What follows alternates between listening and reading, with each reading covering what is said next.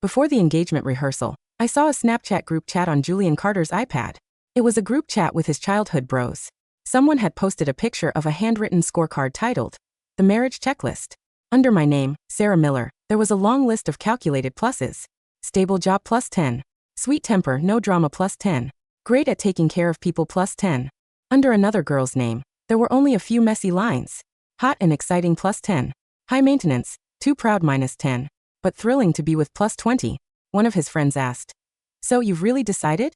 Julian's reply was cold, rational, and sober. Yeah. Scarlett is the one who makes my heart race, but she's too wild.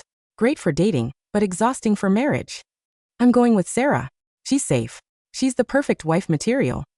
Staring at the words perfect wife material, my eyes burned. I had always thought our 7-year relationship was a natural progression of deep, mutual love. It turned out that in his eyes, I was just a low-risk, cost-effective compromise. If that was the case, I was out. Miss Miller, could you and Mr. Carter run through the ring exchange one more time? The wedding coordinator's voice echoed through the grand ballroom. Today was our engagement party rehearsal. Julian stood under the arch of white roses, looking breathtakingly handsome in his tailored suit. He smiled and stretched his hand out to me with deep affection. I stared at his hand, feeling a sudden wave of detachment. The absurdity of that scorecard was like a jagged piece of glass stuck in my throat. I couldn't swallow it, and I couldn't spit it out. Sera? What's wrong? Your hand is freezing. Julian walked over, wrapping his warm hand around mine while handing me a cup of warm water. Are you tired from standing all morning? Just hang in there, babe. We're almost done. Even his comforting tone was flawless, polished to perfection. Just as I was about to pull my hand away, the heavy oak doors of the ballroom were pushed open with a loud thud. Julian, is this really your taste? All these champagne roses? It's so tacky. A red dress. Voluminous curls. Bold, radiant, and loud. It was Scarlett Davis, the toxic ex who had scored a hot and exciting +10 on his list. She strolled in, arm in arm with Julian's best friend, Zach Brooks. I felt Julian's hand instantly stiffen around mine. A second later, he subconsciously let go of me. He didn't say a word, but his eyes were glued to Scarlett. I saw his throat tighten as he swallowed hard. Scarlett walked straight to the VIP table, her eyes scanning the place cards. She stopped right in front of the gold embossed card that read, Fiancé, Sera Miller, and let out a soft laugh. Then, with a flick of her manicured finger, she swiped it. My name card fell to the floor, rolling right to the tip of Julian's leather shoe. Oops. My hand slipped. Scarlett covered her mouth, her eyes dripping with pure, undisguised provocation. Sera is too mature and sweet to care about a little accident, right? The coordinator and the staff looked at each other in awkward silence. Even Zach cleared his throat, looking uncomfortable. Julian finally snapped out of his trance. But instead of getting angry, he bent down and personally picked up my fallen card for Scarlett. There was no blame in his eyes when he looked at her. In fact, there was a faint, hidden indulgence. After placing the card back on the table, Julian turned to me. Sera. His voice was gentle, carrying his usual tone of calm manipulation. Today is a happy day. Let's not make a scene. You've always had a great temper. Don't stoop to her level. To placate me, he patted my shoulder and whispered, She's just a spoiled brat. Ignore her. My shoulder flinched under his touch. A cold chill ran from my toes straight to my chest. Great temper. At this moment, the sweet temper, no drama +10 from yesterday's scorecard turned into a physical slap in the face. Because I was the sensible one, I didn't even have the right to be angry. Because I was wife material. I was expected to smile and swallow every humiliation. I looked down at the name card he had put back. Julian, I said, my voice barely a whisper. She's spoiled. But who spoiled her in the first place? The air in the room froze. Zach immediately jumped in, trying to laugh it off. Come on, Sera. Who else? Us. We all grew up together. Scarlett is like a little sister to all of us. Don't overthink it. Julian visibly relaxed, using the opportunity to wrap his arm around my shoulders. Exactly. We're all friends here. Come on, let's go grab lunch. I was half shoved, half guided into the private dining room. During the post-rehearsal lunch, the atmosphere was so wild it felt like Scarlett was the actual bride-to-be. After a few rounds of drinks, the guys started getting loud. Zach raised his glass and laughed. Julian, you're a lucky bastard. Girls like Sera are a dying breed. She's pure tradwife energy. You could stay out partying until 3 a.m., and she wouldn't even track your location. The table roared with laughter. Julian leaned back in his chair, crossing his long legs, and smiled. Of course. Sera is the most sensible girl I know. Sensible. Low maintenance. These labels were branded onto me, serving as badges of honor for him to brag about at the bar. Right then, Scarlett, who was sitting on Julian's other side, suddenly leaned her head onto his shoulder, smelling of alcohol. Julian. Her voice cracked, her eyes pooling with tears. I'm so stressed out. My design studio is completely out of cash. I can't even pay my employees next month. I think I have to close it down. The smug composure on Julian's face vanished instantly. He didn't push Scarlett away.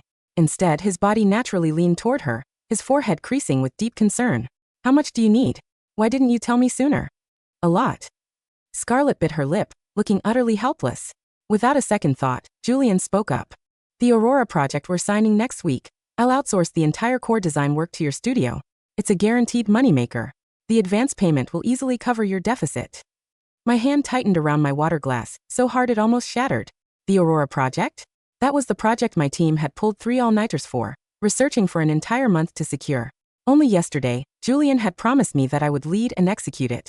Julian, the Aurora project is my project, I said, my voice tight. The laughter at the table died instantly.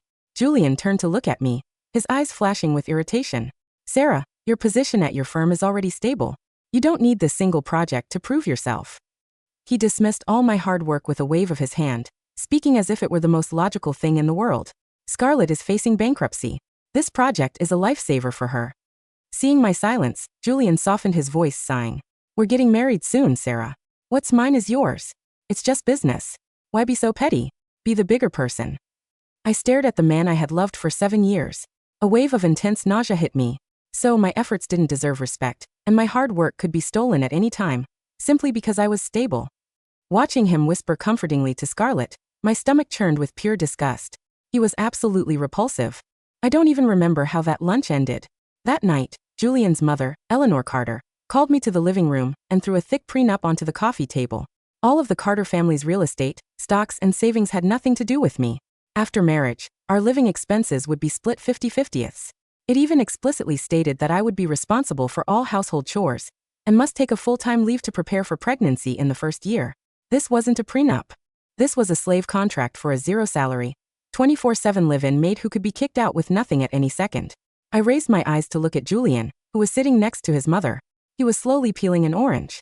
Seeing that I hadn't picked up the pen, he leaned over and wrapped an arm around my shoulder. Sera, just sign it, he said in a tone you'd use to coax a stubborn child. My mom is old school. She just wants peace of mind. Besides, we're getting married to build a stable life. What's mine is yours anyway. You're not the type of girl who's after my money, right? He said it so smoothly. With the phrase, not after my money, he easily locked me onto a moral pedestal, stripping away my rights while expecting me to thank him. I looked at his handsome, calculating face and suddenly smiled. Okay.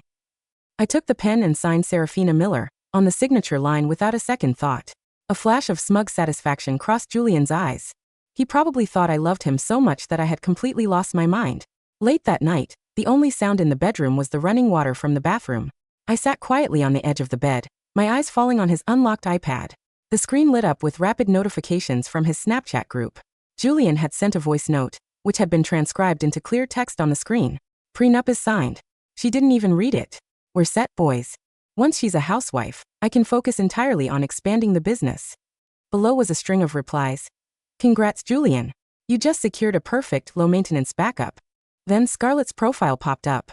She posted a selfie with teary eyes captioned, Congratulations on the wedding. Wish you a lifetime of happiness. Almost instantly, Julian replied, Stop it. You know you're the only one I can't let go of. The only one I can't let go of. I stared at those words. My chest ached with a suffocating tightness, but miraculously, I couldn't shed a single tear. It was amazing how cruel a person could be when they were busy calculating their own interests. He handed me the safety of a marriage contract as if it were charity, turning me into his free maid, while dedicating all his passion, career opportunities, and love to the woman who actually made his heart race. When you reach the absolute bottom of despair, only pure, cold clarity remains. I turned off the iPad, walked out to the balcony, and called my college friend who was now a top attorney. Chloe, I need you to draft an official cancellation of engagement and a complete financial split sheet. I need it tonight. Half an hour later, the printer in the study buzzed softly, spitting out several warm sheets of paper.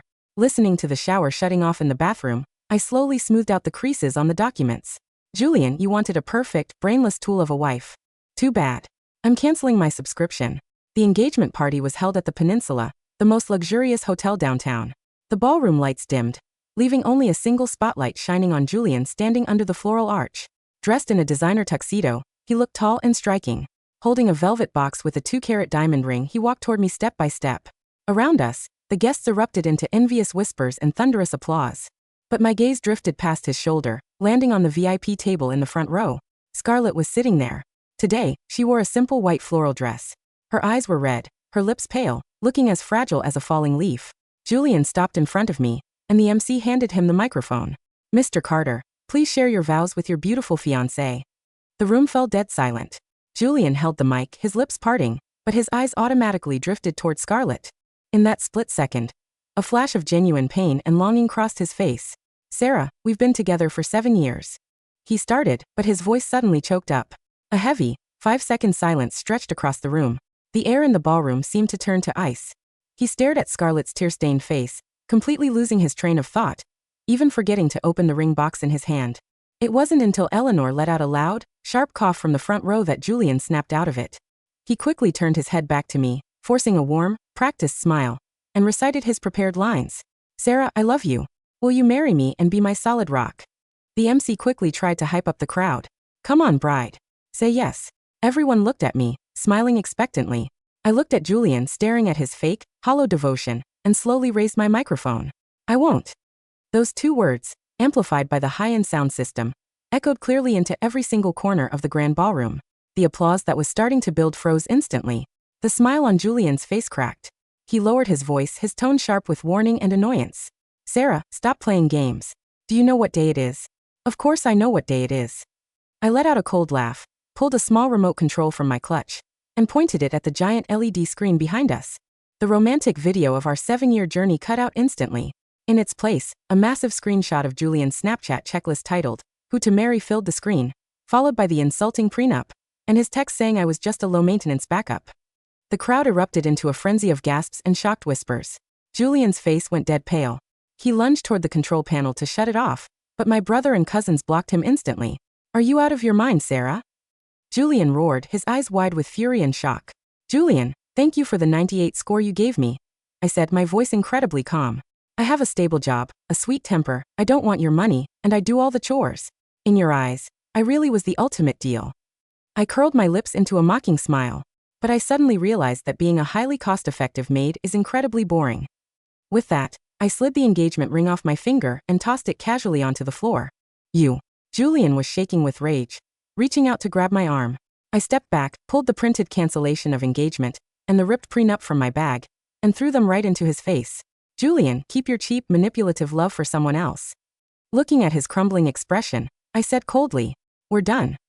The grand ballroom of the Peninsula Hotel descended into absolute bedlam. Gasps, camera clicks, and hushed, scandalized whispers filled the air like a swarm of hornets. On the towering LED screen behind the arch, Julian's handwritten marriage checklist, his ruthless text messages, and the draconian prenuptial agreement were displayed in crisp, unyielding high definition. "Turn it off. Turn the damn thing off," Eleanor Carter shrieked from the front row, her face contorted in horror as she tried to block the view of the nearby socialites with her designer clutch. "Security. Where is security?" Julian stood frozen in the center of the stage, his face drained of every drop of color. He looked down at the torn pieces of the prenup scattered at his feet, then back up at me. His hands trembled violently. "Sera." He choked out, stepping over the floral arrangement, his voice cracking with panic. "Wait, Sera. Listen to me. That checklist was just a joke. It was just guys talking trash in a group chat. I didn't mean any of it." "A joke?" My brother, Leo, stepped forward, his broad frame cutting Julian off before he could touch me. Leo gripped Julian's shoulder with enough force to make the man wince, leaning in close with a cold, dangerous smile. "Touch my sister again, Carter, and I'll make sure your company's board hears about your little jokes before midnight." Julian flinched, taking an instinctive step back. His eyes darted past Leo, searching for me with a desperate, pathetic urgency. "Sera. 7 years. Are you really going to throw away 7 years over a stupid screenshot?" I turned back to look at him one last time. There was no rage in my heart, no tears in my eyes, only an overwhelming sense of relief. "Julian," I said softly, my voice carrying clearly through the silent room. 7 years didn't end today. It ended the moment you decided to treat my love as a business transaction." Without waiting for his response, I turned on my heel, grabbed my clutch, and walked down the velvet-draped aisle. My steps were light, precise, and unwavering. As I passed the VIP table, Scarlett Davis was pressed against her chair, her face pale as drywall, clutching her glass of champagne so hard her knuckles turned white. She shrank under my gaze, entirely stripped of the smug provocation she had displayed just hours earlier. I didn't even stop. She wasn't worth my time. I pushed through the grand oak doors of the peninsula, leaving behind the chaos, the hypocritical family, and the man who had mistaken my devotion for weakness. Outside, the night air was crisp and cool. I took a deep, full breath, the first real breath I felt I had taken in years. By the next morning, the peninsula engagement scandal had set the city's high society circles on fire. Someone had recorded a video of the presentation screen and leaked it to a local business blog. Within hours, hashtags like hashtag the marriage checklist, hashtag tradwifetrap, and hashtag Carter Group prenup were trending across social media platforms. The internet shredded Julian and his family to pieces. Memes of his marriage checklist flooded the web, mocking his arrogant categorization of women. Investors in the Carter Group began openly questioning the character and stability of their young executive. While the storm raged online, I was sitting in a sunlit corner of a high-end apartment complex downtown. Here's your hot latte, boss. Chloe, my best friend and top family attorney, slid a porcelain cup across the granite kitchen counter, leaning back with a satisfied smirk. Julian has tried to call you 42 times since 6 a.m. His mother tried to contact your parents, but your dad told his secretary to block her number permanently. I took a slow sip of my coffee, feeling the rich warmth spread through me. How is the financial separation coming along? Clean and sharp, Chloe replied, opening a sleek leather folder. Because you never co-signed any of his mortgages and maintained separate bank accounts, he has zero leverage. The only thing left is your joint investment in the West End gallery space, and I've already served him a forced buyout notice. He has to pay you market value within 14 days. Good. Right then, my phone buzzed on the counter.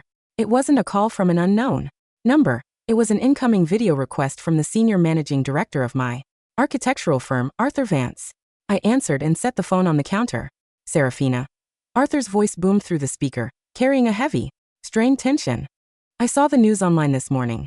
Look, I understand you're going through personal drama with Mr. Carter, but we have a major problem. I raised an eyebrow. What problem, Mr. Vance? The Aurora project, Arthur said, pacing back and forth in his office behind the screen. Julian Carter called our executive board an hour ago. He threatened to pull Carter Group's backing from our firm entirely, unless you hand over the entire design dossier for the Aurora project to Scarlett Davis's studio by 3:00 p.m. today. I let out a soft, dry laugh. And what did you tell him, Mr. Vance? Arthur hesitated, clearing his throat awkwardly. Sera, you know how important Carter Group is to our firm. You've always been sensible and team-oriented. Just hand over the conceptual files. I'll make sure you get a massive bonus at the end of the quarter. Mr. Vance, I interrupted him, my voice cool and sharp. The Aurora project contains 3 months of my personal, copyrighted architectural blueprints. It is my intellectual property, created under my personal designer seal. Sera, don't be difficult. Arthur's tone turned authoritative. You're an employee of this firm. I was an employee of this firm. I corrected him smoothly, pulling a signed document from my bag and holding it up to the camera. My resignation letter was emailed to HR at midnight. My non-compete clause is legally void due to the firm's failure to pay my Q2 commission. If Scarlett Davis touches a single line of my blueprints, my legal team will sue your firm and Carter Group for trade secret theft. Arthur's face went instantly purple. Serafina, you wouldn't dare. Try me, I said and hung up the call. The front doors of Vanguard Design, the premier architectural conglomerate in the state, opened automatically as I stepped into the glass atrium. Vanguard was Carter Group's fiercest rival, a firm known for taking on massive, billion-dollar international landmarks. A handsome man in a tailored charcoal suit was standing near the private executive elevator, holding 2 cups of artisanal coffee. Marcus Vance, Arthur Vance's estranged younger brother, and the undisputed visionary behind Vanguard, smiled as I approached. You took your sweet time, Serafina, Marcus said, handing me a cup. I've had an empty director's office waiting for you on the 40th floor for 6 months. I was delayed by some trash I had to throw out, I replied, taking the cup with a faint smile. Marcus laughed, his sharp gray eyes glinting with admiration. I saw the video from the peninsula. Magnificent execution. Julian Carter was always a arrogant mid-tier manager playing at being a tycoon. He never deserved your talent or your time. Is the Aurora counterproposal ready? I asked as we stepped into the elevator. Better than ready, Marcus said, pulling a tablet from his coat. The city Municipality opened the rebidding process for the waterfront green zone an hour ago after news of Carter Group's internal instability leaked. Without your core designs, Julian's pitch to the city council is a hollow shell. Scarlett Davis will try to fake it, I noted, eyeing the elevation renders on the screen. She has a degree from a pay-to-play institute in Europe. She knows how to pick color palettes, but she doesn't know a thing about structural load, distribution, or municipal green zoning regulations. Then let her fake it, Marcus sneered softly, pressing the button for the penthouse floor. The bigger her mistake, the harder Carter Group falls. Meanwhile, across town at the Carter Group headquarters, chaos was unfolding. Julian was sitting in his corner office, his head throbbing with an agonizing migraine. His phone was ringing off the hook with calls from nervous board members, while his mother sat on the leather sofa, sobbing loudly about the family's ruined reputation. The office door swung open, and Scarlett rushed in, wearing an overpriced designer trench coat, holding a leather binder. Julian, Scarlett whined, throwing herself toward his desk. Sera's old firm refused to send over the CAD files. They said she took all the structural schematics with her. My studio can't start the render without those calculations. Julian pulled his hand away from his face, looking at Scarlett. For the first time in 7 years, without the rose-tinted glass of nostalgia, he noticed how grating her high-pitched voice was. He saw the frantic, selfish demand in her eyes. No care for his ruined reputation, no concern for his company's dropping stock, only a relentless demand for resources. Scarlett, Julian said, his voice flat and exhausted. Can't your team draw the load-bearing calculations yourselves? Scarlett froze, blinking blankly. Calculations? Julian, I'm an artistic director. Ido concepts. I don't sit behind a computer doing math like a boring mid-level worker. Like a boring mid-level worker. Julian's mind flashed to Sera. For 7 years, whenever he had presented a major project to the board, Sera had spent endless nights in her study, quietly double-checking every blueprint, perfecting every environmental impact statement, ensuring that when Julian stood in front of investors, he looked like an absolute genius. He had taken it all for granted, convincing himself that she did it simply because she was safe and had no life of her own. Julian, are you listening to me? Scarlett slammed her hand on the desk, pouting angrily. Call Arthur Vance again. Force him to give us the files. Shut up, Scarlett, Julian snapped, his voice cold and raspy. Scarlett gasped, stepping back in shock. What did you just say to me? I said shut up. Julian stood up, slamming his fists onto the desk. I just lost my fiancé, my family stock is down 8%, and all you can do is scream about CAD files. Get out of my office. 3 weeks passed in the blink of an eye. Under my leadership, Vanguard Design submitted a completely revamped, revolutionary proposal for the city waterfront Aurora project. We didn't just design a building. We integrated a self-sustaining eco-park, subterranean transit hubs, and a zero-carbon footprint structure that left the city planning committee breathless. On the day of the public tender presentation, the city convention center was packed with journalists, industry titans, and government officials. I stood backstage in an elegant, tailored emerald green silk jumpsuit, reviewing the final slide deck on my tablet. My hair was styled in sleek waves, and a pair of diamond studs caught the light. 5 minutes, Director Miller, my assistant announced respectfully. Thank you, Hannah, I nodded. As I walked toward the backstage corridor, I ran right into Julian and Scarlett. Julian looked dreadful. He had lost noticeable weight, his expensive suit hung loosely on his shoulders, and dark circles bruised the skin beneath his eyes. When his gaze landed on me, he stopped dead in his tracks, his eyes widening in pure shock. He hadn't seen me since the engagement party. He was expecting to see a broken, tearful woman hiding at home. Instead, he was looking at a radiant, powerful director of Vanguard Design who exuded absolute authority. Sir? Julian gasped, taking a step toward me, his voice trembling. You joined Vanguard. I looked at him as if he were a stranger asking for directions. Mr. Carter, please keep the hallway clear for the presenters. Sera, wait. Julian reached out, desperately trying to grab my wrist, but Marcus Vance stepped out from the dressing room, casually blocking Julian's path. With his tall, commanding presence. Keep your hands to yourself, Mr. Carter, Marcus said, his tone dripping with cool disdain. Unless you want another video of yourself going viral. Julian's face flushed a deep, ugly red. He glared at Marcus, then turned back to me, his voice rising in desperate frustration. Sera, is this why you dumped me? At the party? To jump ship to my competitor? Was this your plan all along? I couldn't help but laugh out loud, a crisp, clear sound that rang through the corridor. Julian, I said, eyeing him with genuine amusement. You gave your friend a scorecard rating my worth as a human being, handed me an abusive slave contract of a prenup, and gave my hard work to your mistress. And you think I had a devious plan? Scarlett stepped up beside Julian, her chin raised defensively though her trembling hands betrayed her composure. Sera, don't get arrogant. My studio's presentation for the Aurora project is flawless. Julian gave me the contract, and we're going to win today whether you like it or not. I looked at Scarlett's glossy, superficial confidence, then at the thick project binder in her hands. I wish you the best of luck, Miss Davis, I said with a faint, chilling smile. You're going to need it. The presentation room was arranged like a massive amphitheater. The city mayor, the head of urban planning, and dozens of media cameras were seated in the front rows. Carter Group and Scarlett's studio were scheduled to present first. Julian walked up to the podium, trying his best to look confident, while Scarlett stood beside him in a bright red dress, holding the remote for the main display screen. Honorable members of the committee, Julian began, adjusting his tie. Today, Carter Group, in partnership with Davis Design, presents a vision of modern luxury and artistic brilliance for our city's waterfront. Scarlett clicked the remote, bringing up her conceptual renders. The screens lit up with flash, glittering glass towers, gold-trimmed balconies, and dramatic, floating glass bridges spanning across the water. It looked like an over-the-top, futuristic playground for billionaires. At first, a few onlookers hummed in mild interest. But as Scarlett began talking about the engineering behind the build, the room grew dead silent. As you can see, Scarlett said boastfully, her voice echoing through the speakers, we have designed a sea-facing glass cantilever that extends 40 meters over the open water, without any visible vertical support pillars.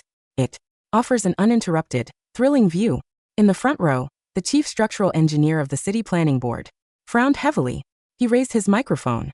Miss Davis, the chief engineer interrupted sharply. A 40-meter glass cantilever over open ocean water? What is the load-bearing tension calculation for the foundation pile during high-tide soil erosion?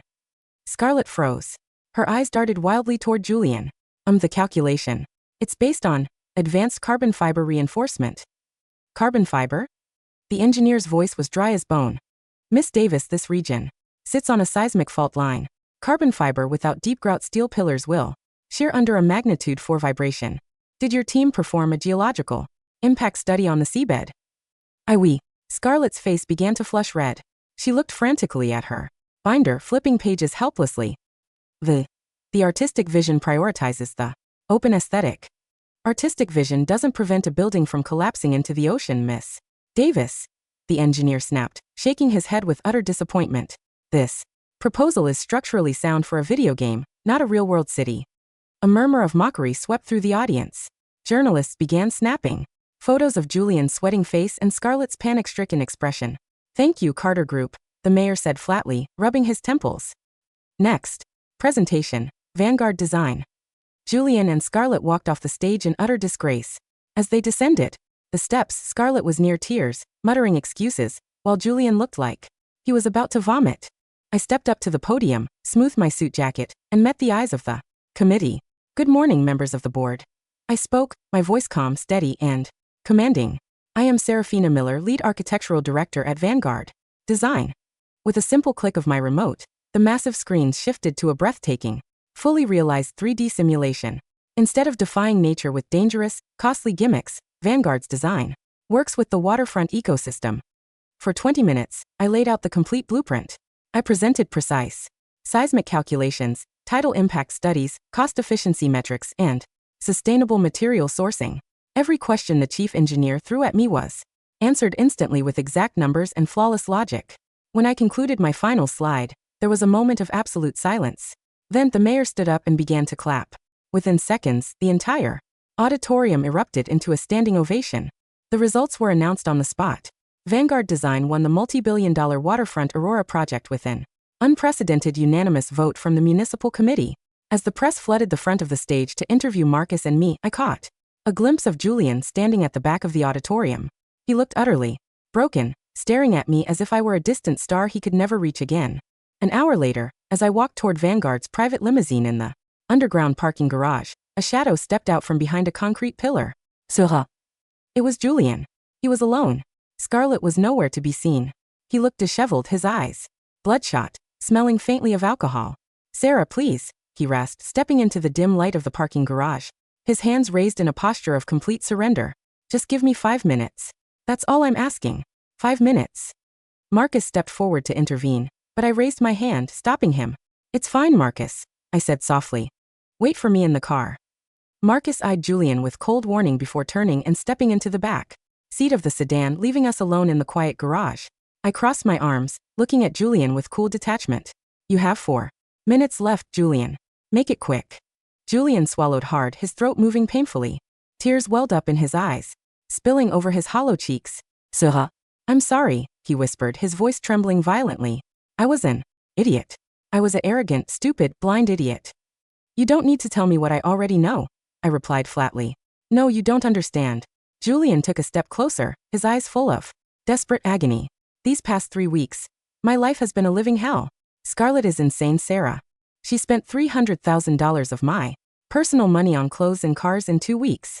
She screams at my mother she doesn't know how to run a studio. She ruined the Aurora bid, and all she does is demand more. I raised an eyebrow. Isn't that what you wanted? Hot, exciting, and thrilling. To be with plus 20. Julian winced as if I had stabbed him with a hot blade. Please don't say those words back to me, he sobbed, covering his face with his hands. I was wrong. Excitement is garbage. Thrills are meaningless. When I come home at night, the house is cold and messy. There's no warm food, no quiet conversations, no peace. I miss you, Sera. I miss us. He fell to his knees right there on the concrete floor, looking up at me with absolute, pathetic devotion. Sera, come back to me. We can throw away the prenup. I'll put all my properties under your name. I'll give you 70% of my company shares. We can get married tomorrow at the cathedral, just like you always wanted. Just please, give me one more chance. I stood over him, watching the heir to the Carter family fortune kneeling in the dust at my feet, weeping like a broken child. 7 years ago, if he had held my hand and asked me to marry him with simple sincerity, I would have walked through fire for him. But today, looking at his frantic, sobbing face, I felt nothing. Not hatred, not pity, not even satisfaction. Just absolute, hollow emptiness. Julian, I said softly, my voice drifting down like falling snow. Do you know why you're kneeling here right now? Julian looked up, wiping his eyes frantically. Because I love you. Because I realized you're the only woman I truly love. No, I scoffed faintly, shaking my head. You don't love me, Julian. You never have. I swear, You don't love me, I repeated, looking straight into his trembling eyes. You just miss the benefits I brought into your life. You miss having a brilliant architect secretly fix your work mistakes. You miss having a sensible woman manage your domestic life so you could play big shot.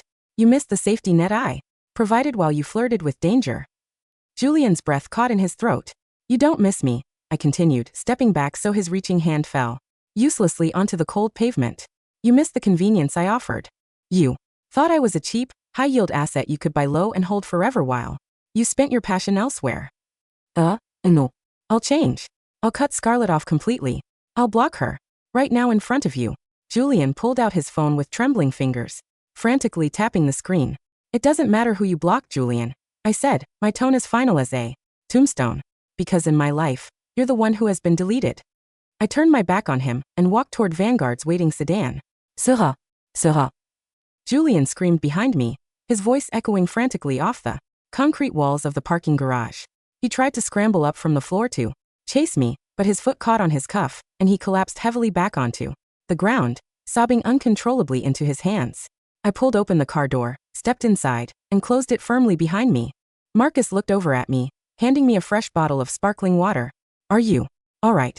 I leaned back against the plush leather seat, looking out the tinted window as the limousine pulled smoothly out of the garage, leaving the dark shadows behind. I've never been better, I said, and for the first time in 7 years I meant it with every fiber of my being. The downfall of the Carter Group accelerated with terrifying speed over the next 2 months.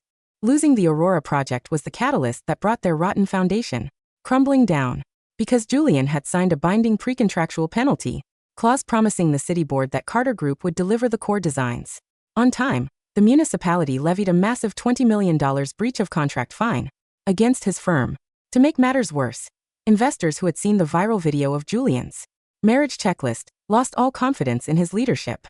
Major shareholders began liquidating their stock, sending Carter Group's market valuation plunging by 60% in less than 60 days. Desperate to stay afloat, Julian was forced to liquidate personal assets, selling off his luxury sports cars, his downtown penthouse, and his family's private country club memberships. One rainy Tuesday afternoon, I was sitting in a high-end French bistro across from my attorney, Chloe, finalizing my purchase deed for an exclusive oceanfront villa. You won't believe the drama that happened at the Carter residence yesterday. Chloe gossiped excitedly, cutting into her filet mignon. What happened? I asked casually, taking a sip of red wine. Scarlett Davis realized the boat was sinking, Chloe laughed softly, when she found out Julian's personal accounts were frozen by the bank due to debt restructuring. She tried to sneak into his safe and steal 3 vintage Rolex watches and his mother's heirloom emerald necklace. I raised an eyebrow. Did she succeed? Nope. Eleanor caught her red-handed in the master bedroom. Chloe clapped her hands together in delight. They got into a full-blown physical catfight. Eleanor pulled out half of Scarlett's hair extensions and Scarlett pushed Eleanor into a glass cabinet. The police had to be called to break it up. What a romantic pair, I commented dryly. That's not even the best part. Chloe leaned in, lowering her voice. When the police arrived, guess who came to bail Scarlett out? Zach Brooks. I paused, setting my glass down. Zach. Julian's best friend. Yup. Chloe grinned wickedly. Turns out Zach and Scarlett have been sleeping together behind Julian's back for over 6 months. Zach was the one who posted the picture of Julian's marriage checklist in the Snapchat group in the first place, specifically to blow up your engagement so Julian's life would fall apart. I shook my head, marveling at the poetic justice of it all. Julian had surrounded himself with bros who betrayed him and a thrilling woman who preyed on his vanity. He had thrown away genuine, unshakable loyalty for a snake pit of toxic parasites, entirely convinced he was the master strategist of his own life. A week later, the annual International Architectural Excellence Gala was held at the Grand Regency Center. It was the most prestigious event of the year, where the top designers, developers, and global investors gathered to celebrate the industry's greatest achievements. I arrived on the red carpet alongside Marcus Vance. I wore a backless, midnight blue velvet gown adorned with subtle sapphire embroidery that shimmered like a starry sky under the flashbulbs of dozens of photographers. Look, it's Sera Miller, a reporter shouted, the mastermind behind the Waterfront Aurora project. Cameras flashed wildly as I paused to pose, smiling calmly for the press. As we walked into the main ballroom, I noticed a commotion near the secondary entrance. A man was arguing heatedly with the security guards at the door. It was Julian. He was wearing an old tux that looked unwashed, his beard scruffy and unkempt. He was desperately waving an outdated guest pass, trying to force his way inside. I'm Julian Carter, CEO of Carter Group. He yelled at the guards, his voice slurred with alcohol. My name is on the guest list. Let me in. Sir, Carter Group's corporate membership was revoked last week due to unpaid dues, the head security officer said sternly, keeping a firm arm in front of him. And you do not have a valid invitation for tonight's gala. Please step aside or we will call law enforcement. I need to see Sera. Julian screamed past the guard's shoulder, his eyes locking onto me across the marble foyer. Sera, tell them to let me in, please. I just want to watch you win. The surrounding guests, bishops of industry, famous architects, and high society socialites, all turned to look at him with expressions of profound disgust and embarrassment. Eleanor Carter suddenly rushed up from behind the crowd, grabbing Julian's arm. Frantically, she looked 20 years older, her designer dress replaced by a cheap off-the-rack outfit, her hair thin and gray. Julian, stop it. You're humiliating us even more. Eleanor cried out, tears streaming down her wrinkled face as she tried to pull her son away. Come home. Please come home. Julian looked at his mother, then back at me. Across the glittering foyer, our eyes met for a fleeting second. In my eyes, there was only total detachment, the way one looks at a speck of dust floating past a window. In his eyes, there was a vast, bottomless ocean of eternal, agonizing regret. He knew with absolute certainty that he had possessed a priceless treasure, and through his own arrogant stupidity he had shattered it beyond repair. The guards grabbed Julian by his collar and forcefully dragged him out into the cold rain outside, while his mother followed behind, weeping helplessly. I turned back to Marcus, adjusted my sapphire necklace, and stepped into the grand ballroom. Inside the main hall, the lights dimmed as the chairman of the International Architecture Association stepped up to the main podium. Ladies and gentlemen, the chairman's voice echoed warmly through the auditorium.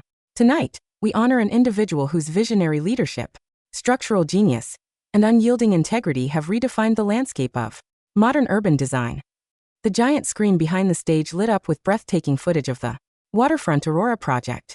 The winner of this year's Global Visionary Architect of the Year award is Sera Miller. Thunderous, deafening applause erupted throughout the entire ballroom. Standing ovations swept through the rows of industry leaders. Marcus stood up, offering me his arm with a proud, beaming smile. Go take your crown, Serafina.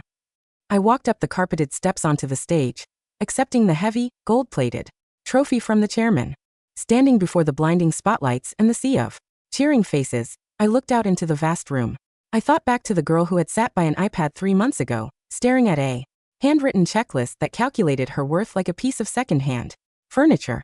I thought back to the girl who had been expected to sit quietly, smile sweetly, accept an abusive prenup, and shrink her dreams so a selfish man could feel powerful. That girl was gone. She had burned away in the fire of her own awakening, leaving behind a woman who owned her talent, her life, and her destiny. I leaned into the microphone, my voice clear, resonant, and entirely free of doubt. Thank you, I said, smiling into the spotlight. To every young woman out there who has ever been told she is merely wife material, safe, or low maintenance, never let anyone reduce your worth to fit into their small, fragile world. I lifted the golden trophy high into the air. You are not a compromise. You are the masterpiece. The crowd erupted into an even louder wave of cheers. Outside in the pouring rain, Julian sat on the wet curb of the street clutching an empty bottle of cheap whiskey, staring up at the giant digital billboard hovering over the city square. On the screen, my face was displayed in brilliant, radiant light, smiling, victorious, and soaring to heights he could never dream of touching. A cold drop of rain mixed with the warm tear falling from his eye as he pulled out his phone, opening his Snapchat group chat one last time. He looked at the handwritten scorecard titled The Marriage Checklist. Under my name, he slowly typed a final message to himself before tossing the phone into the dark, rushing gutter water below. Sera Miller, irreplaçable. Priceless. And completely out of my reach forever.